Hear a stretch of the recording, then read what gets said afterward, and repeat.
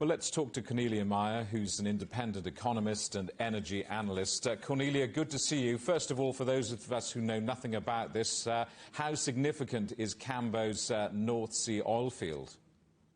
Well, you know, it is a substantial oil field in the context of the North Sea. In the context of global oil fields, it's not that big.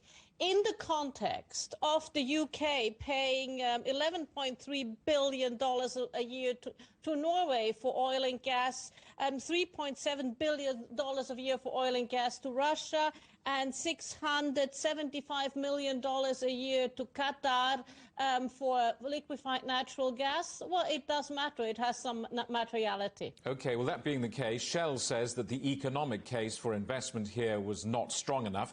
Is Shell's decision about economics, or is it about optics, the way it looks? I think it's mainly about optics, to be honest, because if you remember, in May, Shell had a court verdict in the Netherlands, which basically said it needed to reduce its greenhouse gas emissions by 2030 by 45%.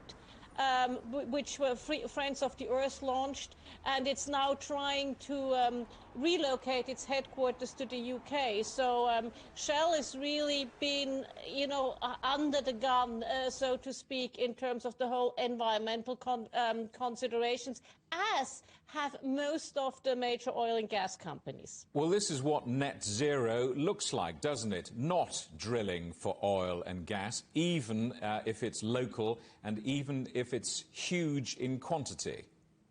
Well, that may be the case, but I would argue against that in saying net zero is great, and you and I, we all want to save the planet. We all want to make sure our children and our grandchildren have a good place to live in.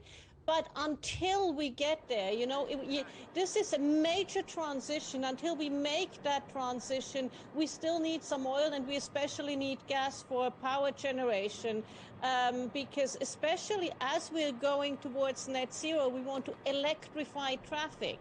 So we need more electricity, so we need more sources of power generation. I'm guessing you're going to suggest that the environmental opposition to this oil field is naive, in the sense that, as you say, we still need oil. Alternative energy in Europe still isn't ready to take over and fulfill our needs. Now, I guess oil is going to be drilled elsewhere, perhaps in politically unstable countries, and then shipped halfway round the world. I mean, is that the result that we want? Well, I don't think it's the result we want, and you're right. That's not where I see it going. And I think we just need to be realistic that to get from it's a very good aim to get to net zero by 2050.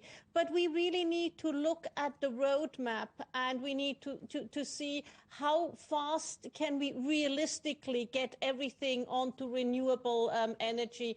And it's not going to be over the next 10 years. So if Shell pulls out of this project, is that the end of the story, or does another company who doesn't really care too much about how it looks get involved?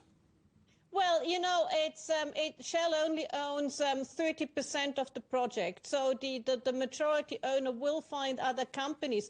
And that's one of the things you will see. You will see more and more smaller companies who get the access to different sources of funding as well to get into these sort of projects. Because for the big oil companies, it is getting increasingly difficult, especially to get access to bank debt, bank lending, because the banks have also very stringent ESG obligations these days. So you will see the financing of such projects become substantially more expensive, and you'll see more private equity and other sources of money getting into these sort of projects. Cornelia, good to see you. Thanks very much for coming on the programme. Cornelia Meyer, the independent economist and energy analyst, talking to us there from Switzerland.